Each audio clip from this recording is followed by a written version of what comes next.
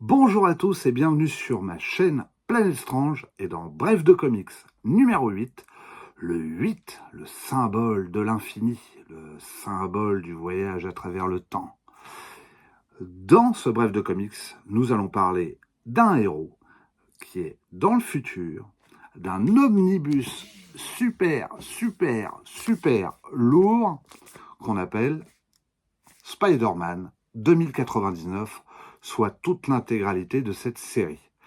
Donc, qui était scénarisé par Peter David et j'ai un trou de mémoire, dessiné par Rick Leonardi. Mais tout ça, je vais vous l'expliquer au fur et à mesure. Mais avant d'en parler, on va parler un peu du concept 2099 qui est apparu en 1992. Alors à l'époque, si je ne dis pas de bêtises, ça devait être plus Semic, mais peut-être Marvel France, ou c'était toujours Semic. Ça devait être toujours Semic à l'époque, en 92. Donc, l'univers 2099 se passe sur la Terre 928. Donc, je vous le rappelle, l'univers classique est sur la Terre 616. Là, nous allons sur la Terre alternative 928 dans le futur. Les séries qui ont été déclinées, donc en 92, vous avez eu Spider-Man 2099, vous avez eu Ravage, donc un personnage original pour le coup créé pour cette gamme 2099. Vous avez eu en 93 le Docteur Fatalis, 2099, excellente série aussi. Vous avez eu Punisher 2099, les X-Men 2099. En 94 arrive Ghost Rider, je crois dessiné par Chris Bacalo. Hulk 2099 aussi arrive. En 95, c'est les 4 Fantastiques qui apparaissent en 2099. En 96, vous avez eu X-Nation. En 2004, Black Panther aura aussi son pendant 2099. Conan le Barbare en 2019 et enfin Venom en 2020, même s'il était plus ou moins, je crois, apparu dans les épisodes de Spider-Man 2099, si je dis pas de bêtises. Voilà, donc c'est un concept un peu particulier qui nous renvoie à des influences. Alors évidemment, on pense tout de suite à Blade Runner. Alors, surtout sur l'ouverture, car je vous ferai voir quelques pages, l'ouverture en dit beaucoup. Effectivement, il y a une inspiration énorme sur cette science-fiction-là, mais pas que.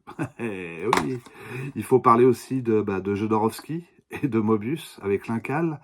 Ça aussi, je vais vous le montrer, en quoi ça a influencé. D'ailleurs, la chute pourrait être tout un sujet à travers l'Incal, en sachant qu'il a été plus ou moins, on a rendu un clin d'œil à cette chute, aussi bien dans Spider-Man 2099, mais aussi dans le 5e élément de Luc Besson, aussi dans L'attaque des clones, donc l'épisode 2 de Star Wars, où Anakin Skywalker se jette dans le vide au milieu de ces immenses buildings. Tout ça, je pense, est un clin d'œil voulu. Dans le cas de Besson, c'était facile puisque Mobius travaillait avec lui, mais c'est un clin d'œil voulu, je pense, à cette bande dessinée magnifique, que je vous conseille d'ailleurs fortement. Donc l'Incal, je vais vous le faire voir tout de suite parce que, quand même, je digresse un peu, mais quand même. Et puis je peux vous faire voir aussi la chute, qui a influencé ce que vous allez voir par la suite, puisque dès les premières pages, le héros se fait envoyer par-dessus la balustrade, et nous le voyons tomber dans une cité gigantesque et immense pour être rattrapé par la suite. Ça nous renvoie à cette... Alors, je me permets de prendre le best-of, c'est plus simple, il est plus léger. À cette ouverture incroyable de Rick Leonardi, où vous pouvez voir Spider-Man 2099 apparaître dans une ambiance vraiment Blade Runner. C'est intéressant. Et puis, il est traqué, sauf que lui, sa chute, il la contrôle et il la maîtrise, évidemment. Voilà pour le clin d'œil sur l'Incal. Sur Blade Runner, il y a quand même quelque chose qui, moi, m'a interpellé, mais c'est l'un des personnages, on va dire, très secondaires de Spider-Man 2099, c'est-à-dire l'hologramme, l'intelligence artificielle du nom de Lila, qui a une relation plus ou moins amoureuse avec Miguel O'Hara, dont je vais vous raconter évidemment les origines. Eh ben, je trouve qu'on retrouve exactement un peu la même idée dans Blade Runner 2099, où le Blade Runner a des sentiments vis-à-vis de l'intelligence artificielle et de l'hologramme qui est dans son appartement. Ce qui soulève quand même la question de est-ce que les auteurs qui ont scénarisé Blade Runner 2049, ne se sont pas, pour le coup, inspirés d'un passage de Spider-Man 2099. On peut se poser la question. D'un côté, le premier film a influencé Spider-Man 2099, et de l'autre, Spider-Man 2099 a influencé Blade Runner 2049. Voilà, ça c'était pour le petit chapitre cinéma. Donc, qui est Spider-Man 2099, il s'agit de Miguel O'Hara. Alors, le personnage a été conçu dans l'esprit d'être très différent de Peter Parker, voire à l'opposé de Peter Parker. Miguel O'Hara n'est pas un adolescent, comme Peter Parker. C'est pas non plus un orphelin. Sa maman, et bien plus tard, on le découvrira, son père sont toujours vivants. Il a un frère, il n'est pas fils unique comme Peter Parker. Il n'a pas de souci avec les filles. Il a déjà une petite amie dès le début du récit, dès le début de l'histoire. Donc vraiment, il y a une idée de se détacher de Peter Parker dès le début.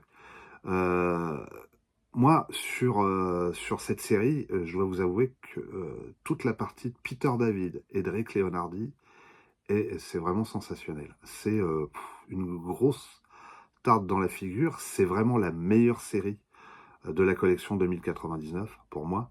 Je trouve que cette série avait un côté par moments un peu expérimental. Je pense notamment au Ghost Rider de Bacalo, où ils se permettent des libertés graphiques, visuelles assez étonnantes. Mais au niveau scénario, au niveau dessin, histoire, c'est bien Spider-Man qui remporte la prime. L'autre série qui m'avait bien plu, c'était Fatalis 2099 aussi, parce que le personnage était franchement intéressant. Et voilà, donc là, l'univers dans lequel on évolue aussi, où évolue Miguel O'Hara, c'est que tout est contrôlé. En fait, il vit dans Nuvea à York, qui est le nouveau New York, en sachant que les gratte-ciel se sont superposés les uns sur les autres, que la cité est devenue de plus en plus gigantesque en hauteur. Les bas-fonds restent le vieux New York qui reste en bas, et ce sont les pauvres qui sont en bas, les miséreux, les rejetés qui vivent en bas, et les puissants qui vivent en hauteur. Spider-Man 2099 est une œuvre politique. On peut le prendre dans tous les sens qu'on veut, mais ce héros est un héros plus proche du marxisme que du capitalisme. Très sincèrement, il affronte des firmes comme sa firme pour laquelle il travaille, Alkelmax. Alors vous en avez d'autres, des firmes, vous avez Stark Fujikawa, la Roxxon, encore l'éternelle Roxxon, qui est toujours de retour. Vous avez Cynthia, qui apparaîtra un peu plus tard dans la série. Il y a des clins d'œil aussi, notamment dans ses origines, à la mouche de David Cronenberg, puisque les pouvoirs de Miguel O'Hara, alors en fait, c'est Tyler Stone, qui est son chef, qui veut absolument garder Miguel O'Hara auprès de son entreprise avec Elmax, parce que c'est un génie, il travaille sur un projet plus ou moins de super soldat, un super soldat qui aurait été une modification un petit peu, exactement comme dans La Mouche de David Cronenberg, ou qui doit en tout cas ressembler à Spider-Man, puisque Spider-Man, le Spider-Man d'origine, est le modèle de ce futur super soldat. De là, évidemment, les expérimentations sont pas terribles ou sont des échecs. Mais Tyler Stone va faire croire à Miguel O'Hara, pour pas qu'il quitte le projet, puisqu'il y a quand même des êtres humains qui finissent dans des états pas possibles, qu'il a consommé une drogue, et une drogue où il n'y a aucun moyen d'en guérir. Si on ne vous donne pas votre dose, vous mourrez. Et or, il s'avère que cette drogue, c'est Akelmax qui en possède les droits. Évidemment, Miguel ne veut pas être dépendant de cette drogue et décide de changer son génome humain et de le rectifier, de le rebooter.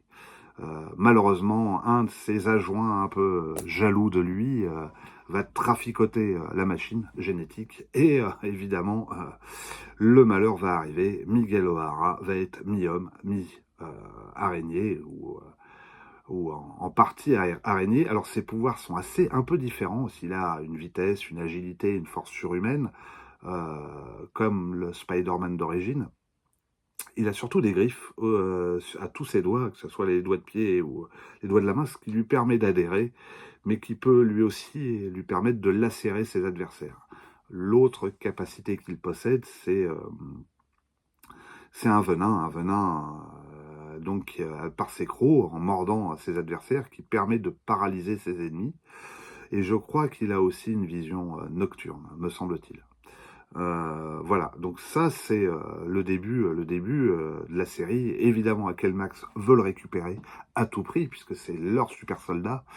Tout le monde ignore que c'est Miguel O'Hara, qu'il va s'enfuir et être traqué par des tas de vilains. Alors, les vilains, vous avez Riscor, le chasseur de primes. Vous avez le spécialiste, un samouraï. Le vautour des bas-fonds de New York, qui est un cannibale ignoble. On est très très loin des récits de Marvel des années 60. Vous avez un autre personnage qui s'appelle Thanatos. Vous avez Avatar et les As. Ça, c'est dans un crossover qui va impliquer différentes séries. Vous avez Discord. Voilà. Et puis d'autres vilains qui apparaîtront par la suite. Pour moi, la série baisse de pied. En tout cas, l'omnibus baisse de pied après le numéro 26. Et après, tout simplement, le départ de Rick Leonardi. Alors, mon rapport avec Rick Leonardi, avant Spider-Man 2099, est un rapport, je vais pas dire houleux, mais c'était pas du tout un dessinateur que j'adorais. Son style me plaisait absolument pas. Il faisait partie de ces dessinateurs, voilà, que je n'aimais absolument, enfin pas du tout. Or, quand j'ai vu ses dessins dans Spider-Man 2099, notamment l'ouverture que vous avez vue, parce qu'on commence quand même sur... Eh ben, je suis rentré dedans. J'ai pris une grosse baffe.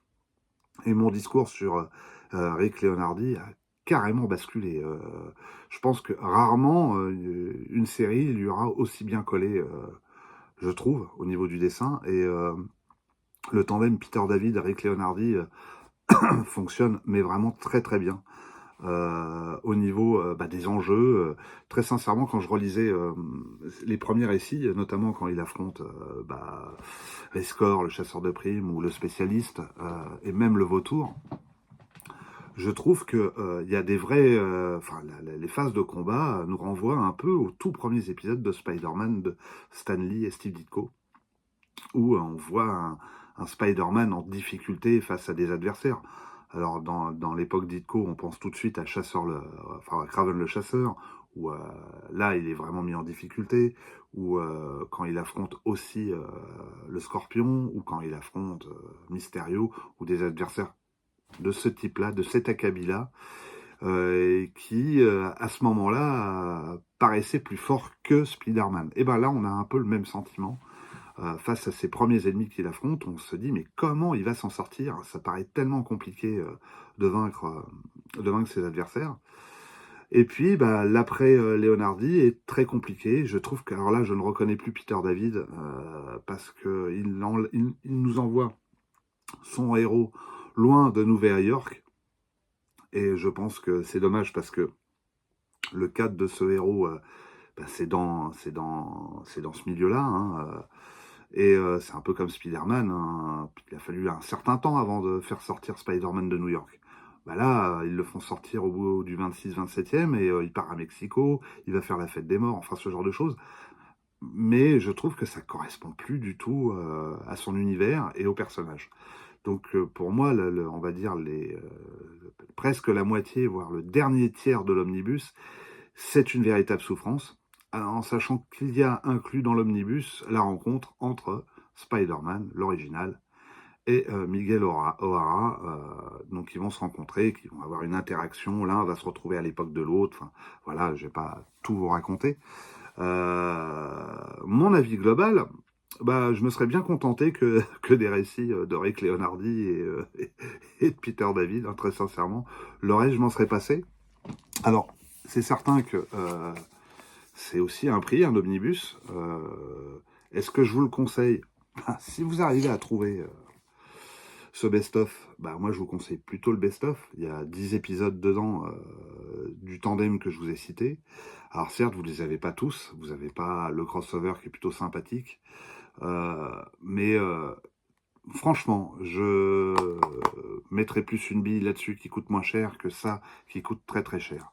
Et vous en aurez pour votre argent, vous ne serez pas déçus par ces 10 épisodes. Voilà. Les sujets abordés, bah, comme je l'ai dit, on parle de science-fiction, donc l'intelligence artificielle, le cyberpunk, la génétique, la religion. Alors ça, c'est un sujet qui revient assez souvent dans, dans cet omnibus. J'ai parlé de politique parce qu'évidemment, il y a un côté lutte des classes et qui saute aux yeux en relisant ces aventures-là que j'avais lues il y a très longtemps. Et qui m'avait pas sauté aux yeux, même en relisant ce best-of, hein, c'est pour vous dire. Euh, et puis voilà, quoi. C'est vraiment une bonne série. Moi, après, par la suite, ce que je vous conseille fortement, au-delà de lire l'Incal, bah, si vous vraiment vous voulez des omnibus sur Spider-Man, moi je vous conseille les Ultimates, qui sont donc dessinés par Mark Bagley, qui sont pour moi d'un niveau supérieur à Spider-Man 2099. Ça me paraît difficile de le dire comme ça, parce que moi l'univers Ultimate, je suis plus basé sur l'univers classique de Spider-Man. Voilà, alors je sais qu'il y en a plusieurs tomes, moi je les ai pas tous, hein. J'ai les 2 premiers tomes je crois, et j'ai aussi la mort qui est derrière la mort de Peter Parker, et il y a la suite évidemment avec Miles Morales que j'ai pas sorti mais que je vous conseille aussi fortement parce que c'est une excellente série. Voilà, j'espère que tout ça vous a plu. Moi, je vous souhaite alors de bonnes vacances, parce que demain, je pars au pays de Thanatos, entre autres. Je pars en Grèce, donc je vous salue tous, je vous embrasse tous, et je vous dis à très bientôt sur ma chaîne Planet Strange. Et puis n'oubliez pas de mettre un petit pouce bleu, de mettre un commentaire, ça fait toujours plaisir. Et puis si vous voulez discuter de Spider-Man 2099 ou d'autres séries 2099, allez-y, c'est avec plaisir que je vous répondrai. Je vous embrasse tous et je vous dis à très bientôt.